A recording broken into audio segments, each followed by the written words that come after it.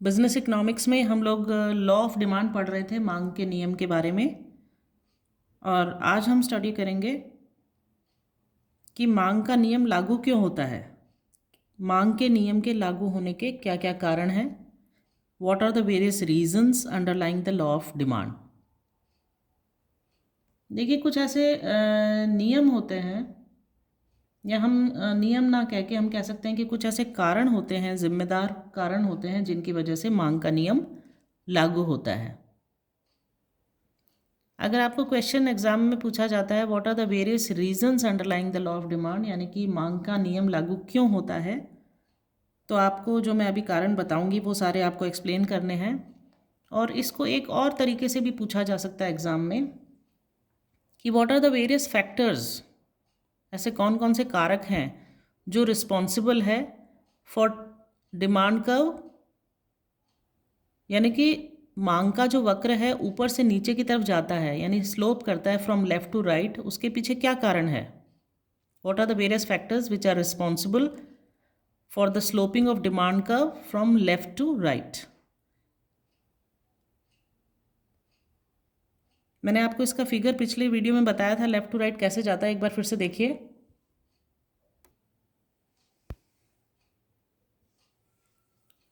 ये शेप होता है मांग के कर्व का, डिमांड कर्व का, ऊपर से नीचे की ओर DD1 क्या शो करता है ये, कि जब प्राइस बढ़ती है तो डिमांड कम होती है, और प्राइस जब कम होती है तो डिमांड ज़्यादा होती है। तो आज हम स्टडी करेंगे कि क्या कारण है कि ये नियम लागू होता है कि डिमांड कर्व लेफ्ट से राइट की तरफ जाता है, या हम कह सकते हैं ऊपर से नीचे की तरफ जाता है।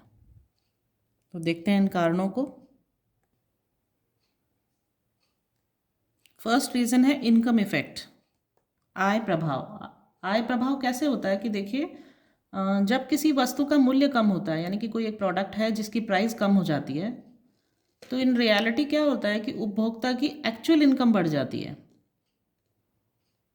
एक्चुअल इनकम कैसे बढ़ जाती है, वास्तविक आय कैसे बढ़ जाती है उसकी, क्योंकि जो उसे वस्तु की समान मात्रा खरीदने के लिए अब क्या हो रहा है, कम व्यय करना पड़ रहा है, कम एक्सपेंडिचर करना पड़ रहा है, कम पैसे देने पड़ रहे हैं। और इसके उल्टा अगर कहें, इसके विपरीत, अगर वस्तु का मूल्य बढ़ जाता है, यानी कि प्राइस किसी प्रोडक्ट की बढ़ जाती है, तो प्राइस, वस्तु के मूल्य बढ़ने पर उसकी जो एक्चुअल इनकम है, वास्तविक आय है, वो घट जाती है। क्यों? क्योंकि उसे वस्तु की समान मात्रा खरीदने के लिए ज़्यादा पैसे देने पड़ते हैं, अधिक व्यय करना पड़ता है। और इसे हम क्या कहते हैं, इसे हम कहते हैं इनकम इफेक्ट, आय का प्रभाव, या आय प्रभाव नाम से पुकारते हैं, कहते हैं। अब इस प्रभाव के अंतर्गत क्या होता है, जो कंज्यूमर है, उपभोक्ता है, वो वस्तु विशेष का मूल्य कम होने पर, यानी किसी प्रोडक्ट का प्राइस कम होने पर अधिक मात्रा का क्रय करता है, परचेज करता है, तथा बढ़ी हुई आय का एक भाग अन्य वस्तुओं के क्रय करने पर भी व्यय करता है।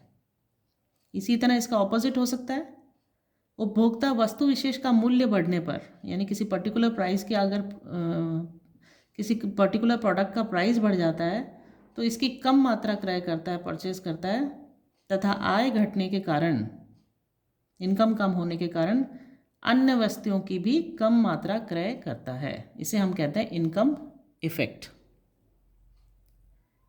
सेकंड है इसके अंदर प्रतिस्थापन प्रभाव, सब्स्टिट्यूशन इफेक्ट।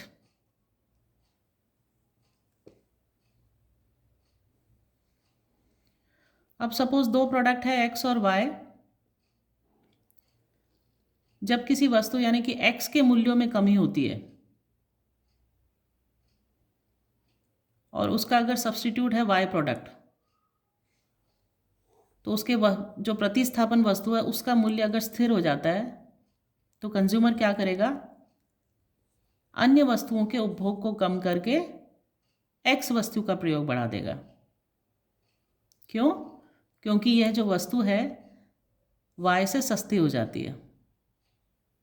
इसका ऑपोजिट, अगर X वस्तु का प्राइस बढ़ जाता है, मूल्य बढ़ जाता है, और Y वस्तु का मूल्य कोई चेंज नहीं होता, उसके अंदर सेम रहता है, तो कंज्यूमर क्या करता है, X वस्तु के प्रयोग को कम करके Y वस्तु का उपभोग बढ़ा देता है।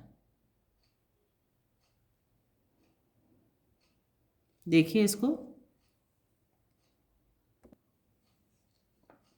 सब्स्टिट्यूशन इफेक्ट को आप इस तरीके से समझ सकते हैं। देखिए, एक प्रोडक्ट है एक्स और इसका सब्स्टिट्यूट प्रोडक्ट, प्रतिस्थापन प्रोडक्ट है वाई। तो देखिए, जो एक्स है, एक्स वस्तु के प्राइस में अगर कमी आती है, डिक्रीज हो रहा है, कुछ कमी हो रही है, उसका प्राइस क्या हो गया, कम आ गया, कम हो गया है। और जो प्रतिस्थापन वस्तु है, जो ये सब्स्टिट्यूट है, जो प्रतिस्थापन वस्तु है, सब्स्टिट्यूट प्रोडक्ट है, इसका प्राइस क्या रहता है, कांस्टेंट रहता है, स्थिर रहता है, अगर इसमें कोई चेंज नहीं होता है। तो कंज्यूमर क्या करेगा, उपभोक्ता, इसकी प्राइस रिड्यूस हुई है, जबकि सब्स्टिट्यूट की प्राइस में कोई चेंज नहीं है, सेम है। तो जो कंज्यूमर है वो क्या करेगा, अदर प्रोडक्ट्स के उपभोग को कम करके इसका उपयोग बढ़ा देगा, इसका प्रयोग बढ़ा देगा, यानी कि इसकी डिमांड बढ़ जाएगी। क्यों? क्योंकि यह वस्तु इस वस्तु से सस्ती हो गई है। इसकी प्राइस में जबकि कोई चेंज नहीं हुआ है, लेकिन एक्स की प्राइस में चेंज हुआ है, कमी आ गई है, रिडक्शन आ गया है, तो उसके लिए ये सस्ती हो जाएगी और वो इसकी क्या करेगा, डिमांड बढ़ा देगा। इसका ऑपोजिट अगर देखते हैं, अगर एक्स वस्तु के मूल्य बढ़ जाते हैं, अगर ये प्राइस इंक्रीज हो जाती है, ये पहले प्राइस कम हुई थी, अगर अब प्राइस बढ़ जाती है,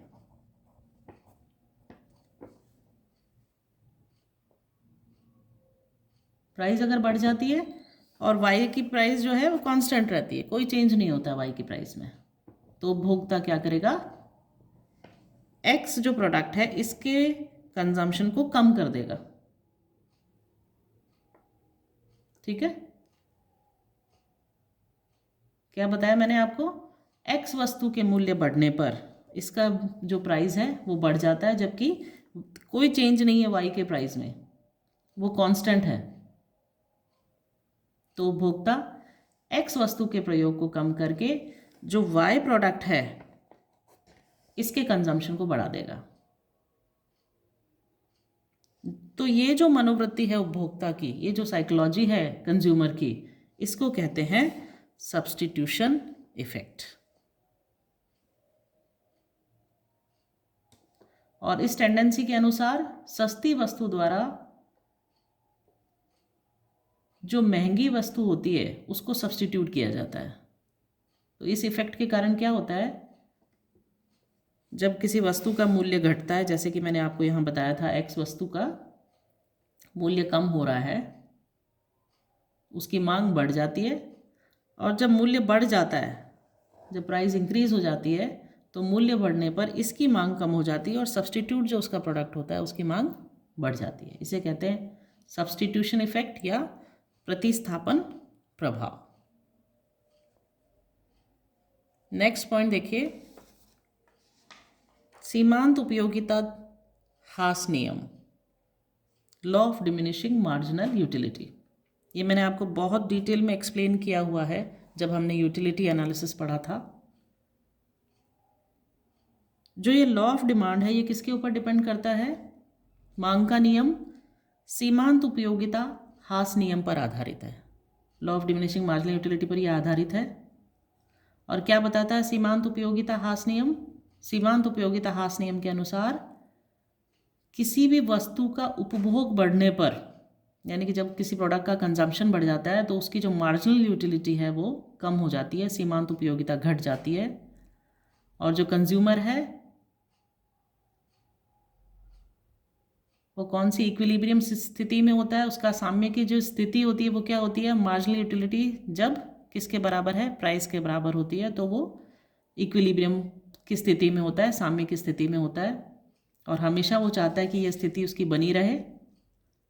इसलिए वह वस्तु की अधिक यूनिट्स का उपभोग केवल उसी स्थिति में करता है जब वस्तु की मूल्य में कमी होती है। इसका ऑपोजिट भी हम कह सकते हैं, इसके विपरीत क्या होता है, अगर प्राइस बढ़ जाता है प्रोडक्ट का, वस्तु के मूल्य में वृद्धि होने पर क्या करेगा, वो कम मात्रा परचेज करेगा उस प्रोडक्ट की। कम मात्रा क्रय करने का कारण यह है कि वस्तु की मात्रा में कमी होने पर ही सीमांत उपयोगिता बढ़ेगी तथा उपभोक्ता की साम्य की स्थिति बनी रहेगी।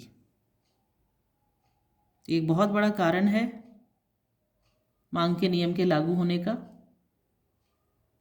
नेक्स्ट इंपॉर्टेंट पॉइंट है क्रेताओं की संख्या में परिवर्तन, changes in the number of buyers. अब देखिए, जो हर कोई भी वस्तु होती है, प्रत्येक वस्तु के कुछ तो क्रेता होते हैं, परंतु क्या होता है कि वस्तु के मूल्य घटने के कारण जब प्राइस कम हो जाता है किसी प्रोडक्ट का, तो इनका नंबर बढ़ जाता है, संख्या जो होती है वो बढ़ जाती है। क्योंकि कुछ ऐसे कंज्यूमर्स होते हैं जो पहले अधिक मूल्य होने के कारण परचेज़ नहीं कर पाते थे, अब वे उस प्रोडक्ट को परचेज़ कर सकते हैं। इसी तरह जब प्राइस बढ़ जाता है किसी प्रोडक्ट का, तो जो क्रेताओं की संख्या होती है उसमें कमी आ जाती है। क्यों? क्योंकि कुछ क्रेता जो परचेजर्स हैं, पहले जब प्राइस कम थी उसके कारण उस प्रोडक्ट को वो परचेज़ कर पा रहे थे, अब जब प्राइस ज़्यादा हो गई है, अधिक हो गई है, तो उनको वो परचेज़ नहीं कर पा रहे हैं। तो हम कह सकते हैं कि जो मूल्य कम होने पर, जब प्राइस कम होती है, तो जो परचेज़र हैं, बायर्स हैं, क्रेता हैं, उनकी संख्या बढ़ने के कारण डिमांड बढ़ जाती है। और जब प्राइस ज़्यादा होता है तो बायर्स यानी कि क्रेताओं की संख्या कम होने के कारण डिमांड कम हो जाती है। इस वजह से भी मांग का नियम लागू होता है। लास्ट इंपॉर्टेंट पॉइंट इसके अंदर है नए प्रयोग, न्यू यूजेस। देखिए, जो मैक्सिमम प्रोडक्ट्स होते हैं, अधिकांश जो वस्तुएं होती है, मोस्ट ऑफ द जो कमोडिटीज़ है, उनका एक से ज़्यादा यूज़ होता है। They have more than one use, एक से अधिक प्रयोग उनका किया जा सकता है।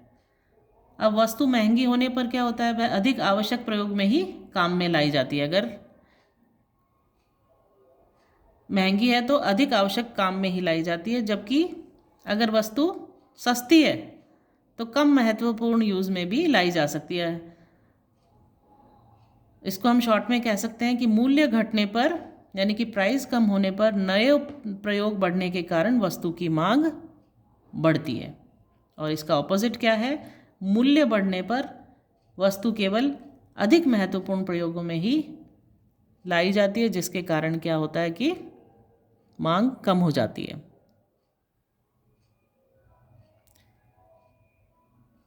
इसको हम एक एग्जाम्पल से समझ सकते हैं कि सपोज हम एग्जाम्पल लेते हैं इलेक्ट्रिसिटी, बिजली का। देखिए, अगर बिजली सस्ती है, सस्ती दरों पर अगर बिजली अवेलेबल होती है, तो हम क्या करते हैं कि अगर यूनिट्स पर यूनिट प्राइस अगर लाइट की, इलेक्ट्रिसिटी की कम हो जाती है, तो जिन कामों में इलेक्ट्रिसिटी हम पहले यूज़ नहीं ले पा रहे थे क्योंकि इलेक्ट्रिसिटी की रेट्स ज़्यादा थी, अब हम उनके उसमें भी इलेक्ट्रिसिटी को यूज़ कर सकते हैं।